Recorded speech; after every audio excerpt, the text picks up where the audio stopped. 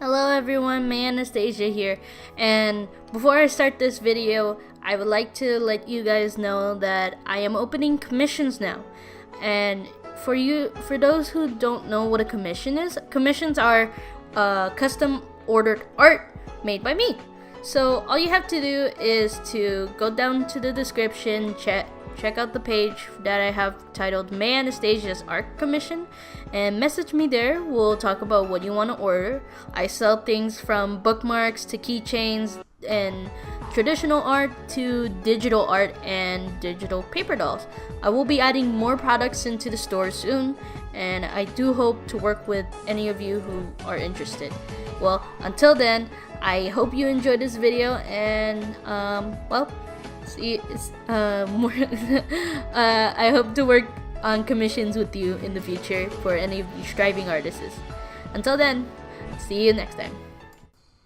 Hello everyone, MayAnastasiaMLP here. Welcome to day 9 of 25 AU challenge, and I hope you guys are enjoying this. Yesterday I couldn't record a video for this, but I do hope you guys still enjoyed the chibi style. Today we're entering the world of RWBY. With the recent Volume 3 and Volume 4 that came out, I am really excited on how it's gonna go for Volume 5, especially with the little sneak peeks that they've added. But I do hope that you guys enjoyed the video that's gonna come up. So today we're gonna focus on the story more than the actual art style, because RWBY's art style tends to go more anime-like as as the creator intended. But the problem is I don't have 3D modifiers, so everything has to be done 2D. But I do hope you guys liked how I did it artistically. Now, MayAnastasiaMLP here has been kind of a little bit low-key with her weapon. Her weapon isn't two things in once, but it's also pretty cool as it works as two uses.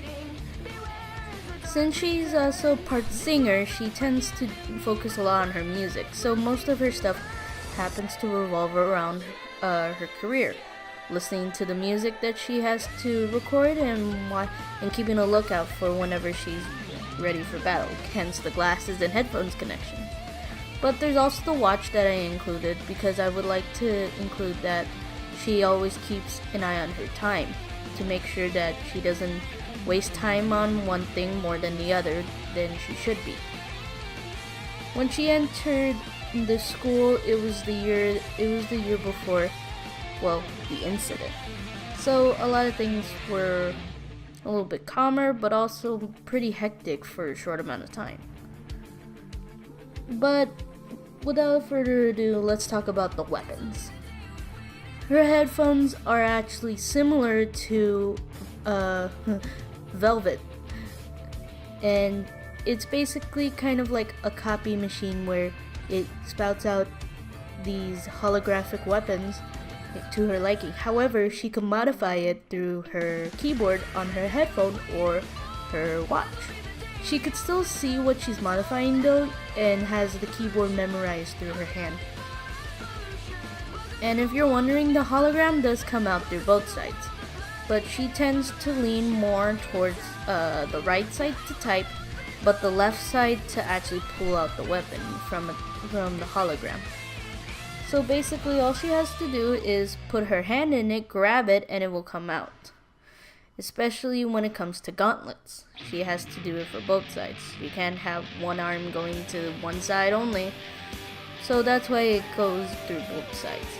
But in case they mess up the holographic image on the headphones on both sides, she has a watch to also keep copy of, which doesn't have the holographic teleportation. She still has to reach for her headphones. But it's not a worry, because she'll still be able to see her modifications. Her glasses is able to show what teammates are on the field and what opponents she has. It's basically kind of like a Dragon Ball Z glasses, where you could see the power level, how their health is, and basically everything about them. She has everything modified because she has it connected to the computer. However, since the end of Volume 3 and Volume 4, her weapons have been very limited now because she can't see what her opponents are like, and she has to rely on guesswork, which is probably her weakness. She's relied too much heavily on the profiles that she can't tell from first glance anymore and has to rely on instinct. And most of the time it's not very helpful because with her instinct she tends to jump to conclusions and get the wrong answer. But she still has all the weapons finalized into her roster, so she has a few of the ones that she's favorited, such as a scythe, a katana, and a few switchblades. She doesn't technically like to take everyone's style, but she does work hard and tries to defend herself. You're wondering who the rest of her team is. However, there is no team to speak of at the moment. I haven't thought that much through of what team she would be because I'm trying to figure out a name color that goes with the letter M. I could go with maroon, but that would have to mean that I need 2 characters with R's and a character with an N. I'm close to that, but it's still unsure. I'm not even sure if I wanted to make a RWBY OC, but it was fun to do so because RWBY is one of the more fascinating shows, as ironically, the use for the 3D sensor motions are actually used for different reasons. A lot of people think that fight scenes are used for the motion sensors. However, ironically, RWBY does the exact opposite. They use the motion sensors to actually create more lifelike, such as walking and certain poses. But for the fight scenes, they do everything by hand, aka mouse clicking on the computer and using tablets. They don't have actual fighters on with dots on them for motion censoring and doing fight moves, because most of the time it's not as flexible as it could be shown in the show. So I'm glad that they actually done some creative work on it. They do have a console on the they do have a console for their movements and action sequences, but it's mostly just for references. It's kind of like drawing. It's like Avatar's style. They have a martial arts director, and they have him pose different types of martial arts, such as Kung Fu, Taekwondo, and such, and they basically have him do the different poses so they could draw and use for reference for the different type of bendings. And I always found that interesting that a lot of people who look at animation, they don't realize how much work is put into these shows, 3D, 2D, or even live action mixed with 3D effects. There's a lot of work that goes in and a ton of referencing. Heck, the animators and editors do twice as much work as the actors themselves, and yet they don't get much applaud. So for this video, I'd like to applaud all the people in charge of the backgrounds, casting and special effects. The crew basically of every film and movie and animation.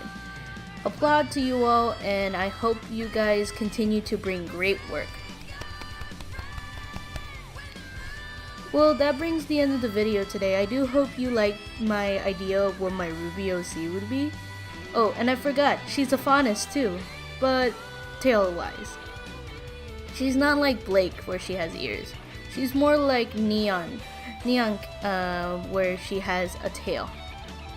I get the nod. But I do hope you guys enjoyed the video, and I'll see you next time. Until next time, Jana!